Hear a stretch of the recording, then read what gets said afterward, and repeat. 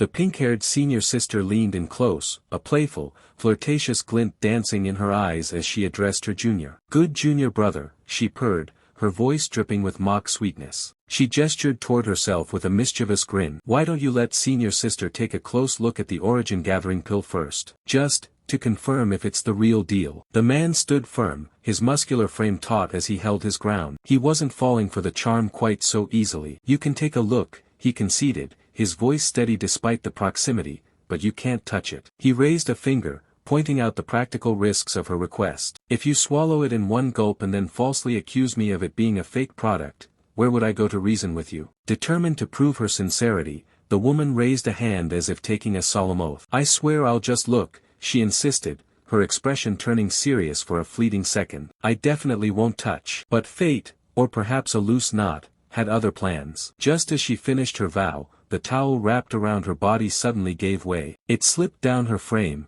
pooling uselessly at her feet in a single, silent motion. The man froze, his eyes widening in shock as the unexpected sight unfolded right in front of him. A sharp, startled "ah" echoed through the air as the woman realized her predicament, quickly scrambling to cover herself in a flustered heap on the floor. Caught between second-hand embarrassment and a sudden need to be anywhere else, the man quickly averted his gaze, his face a mask of awkwardness.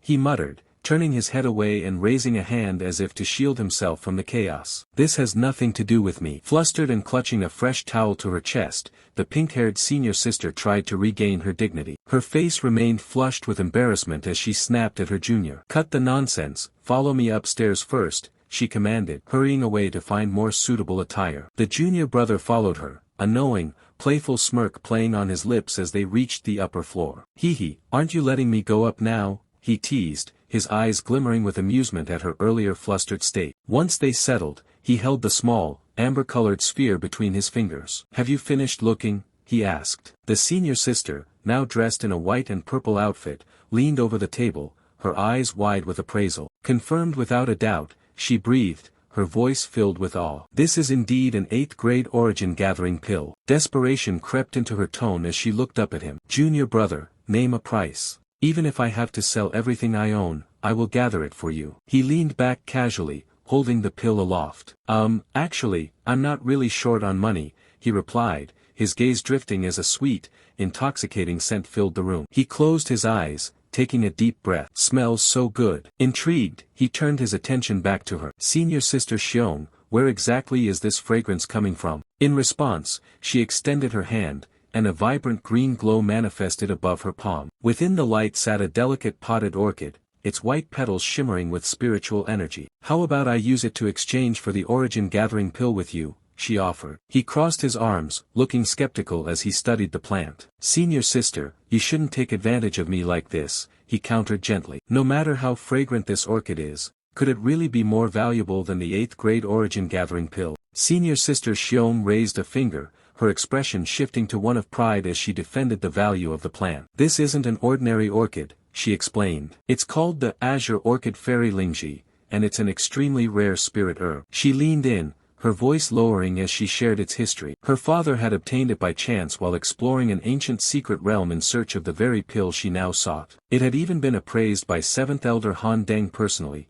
It was an 8th-grade spirit herb still in its growth phase. "Once it matures," she added with a confident smirk, "I'm afraid it will surpass being a spirit herb and become a priceless precious herb." The junior brother leaned forward, his hand moving to his chin as he inspected the delicate white petals. "A precious herb," he repeated, clearly surprised by the revelation. Sensing his hesitation, she pressed her advantage, leaning toward him with an eager look. "How about it? If junior brother agrees to the exchange, I can also throw in an extra 50 million spirit stones as a bonus." He hummed thoughtfully, crossing his arms as he looked away. Internally, a sly smile crossed his mind. He knew the Azure Orchid Fairy Lingji was already a fair trade, but seeing her anxious, desperate expression, he realized he could squeeze out a few more benefits. He put on a performance of doubt, waving a dismissive hand toward the floating orchid. "Although this Azure Orchid Fairy Lingji is a good thing, the cost to cultivate it into a precious herb probably wouldn't be small, right?" He sighed dramatically. "Who knows, even if we wait hundreds of years,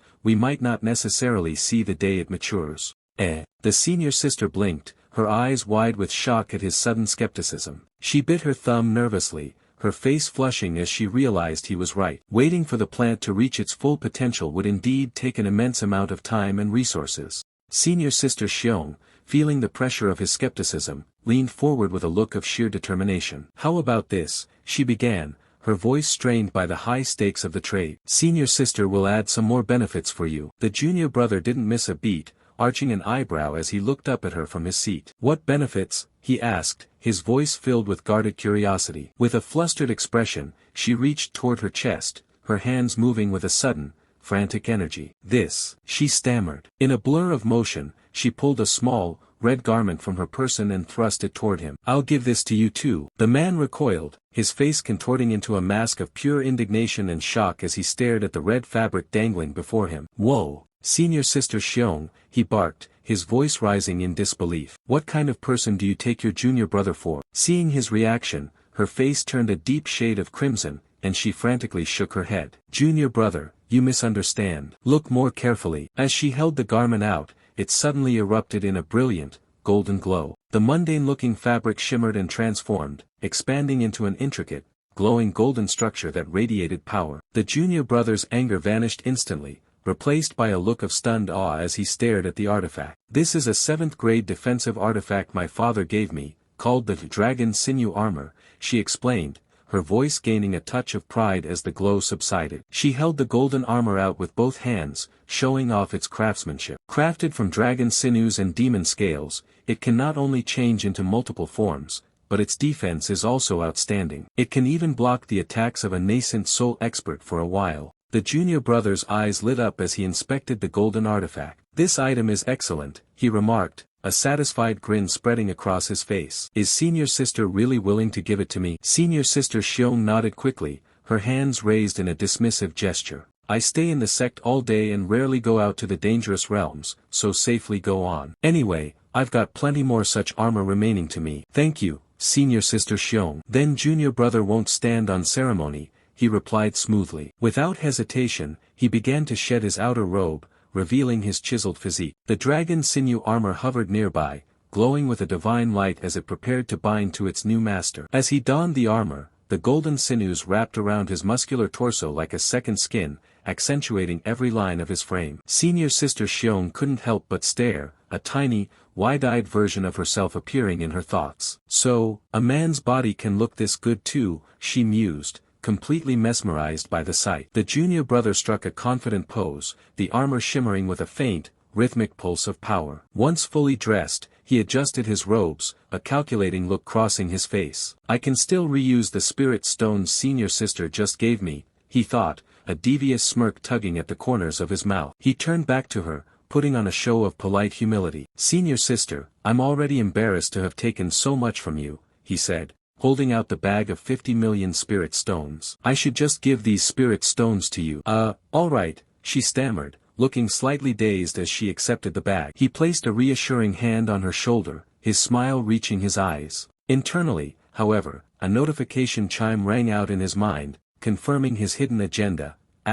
Ding. "You have given away 50 million spirit stones, triggering a 200-fold return. In an instant, a torrent of wealth cascaded from the heavens of his consciousness. 10 billion spirit stones rained down in a glittering, multicolored deluge, piling up in staggering mounds around him. The sheer volume of the haul brought a triumphant grin to his face as he stood amidst the shimmering treasure. I won't have to worry about resources for my future cultivation," he mused, the system's massive return far exceeding the initial gift. Returning his focus to the present, he turned to the senior sister with a look of sudden urgency. "I suddenly feel my realm loosening," he claimed, keeping his voice steady despite his internal excitement. "Could Senior Sister lend me a room to cultivate?" Caught off guard by the sudden timing, she gestured vaguely toward the hallway. "Just head out and turn right," she replied. As he hurried off, she watched him go with a furrowed brow, her suspicion growing. Didn't junior brother just break through not long ago? She wondered, her eyes narrowing as she considered the impossibility of it. Could he really be a monstrous genius? The junior brother quickly found the designated room and slipped inside, the heavy door clicking shut behind him. He wasted no time, dropping into a cross-legged meditative posture on the floor. A holographic interface flickered to life before his eyes as he summoned his internal power. "System, begin cultivation," he commanded. Immediately, the air in the room thrummed with raw energy. The spirit stones he had just acquired manifested in a swirling vortex of light, their crystalline structures dissolving into pure, vibrant essence. As the stones shattered and reformed into streams of spiritual power, they began to sink into his body, fueling a breakthrough that was anything but ordinary. 3 days passed in a blur of intense cultivation. Outside the quiet pavilion, the landscape remained serene, but inside, the air was thick with static energy. Senior Sister Xiong sat at a table, her chin resting on her hand as she looked toward the hallway with a mix of concern and curiosity. It's already been 3 days, she murmured to herself. How is junior brother doing? Inside the cultivation room, the junior brother was enveloped in a pillar of blinding golden light. The sheer force of his spiritual ascent caused the floorboards to groan and his long hair to whip violently around him. With a final, explosive surge of power, he reached a new milestone, 9th level of foundation establishment, breakthrough. As the golden aura settled, he stood up and stretched, his muscles rippling with newfound strength. He looked down at his hands, a satisfied, almost arrogant smirk crossing his face. 10 billion spirit stones were only enough for me to break through to the 9th level of foundation establishment, he noted, though his tone was anything but disappointed. The cultivation effects of my constitution are truly too terrifying. Hee, you broke through again, a voice echoed. The junior brother blinked, his smug expression instantly vanishing into one of startled confusion. He turned around to find a familiar figure standing in the corner of the room, bathed in a soft, ethereal light. An elderly man with long white hair and flowing robes stood there with his arms crossed, a knowing smile on his face. Good disciple, how was last night? He asked, his tone light and teasing. Realizing his mentor had been watching, the junior brother immediately dropped into a respectful stance, pressing his palms together in a formal salute. Disciple greets master, he stated, his voice steady once more as he acknowledged the elder's presence.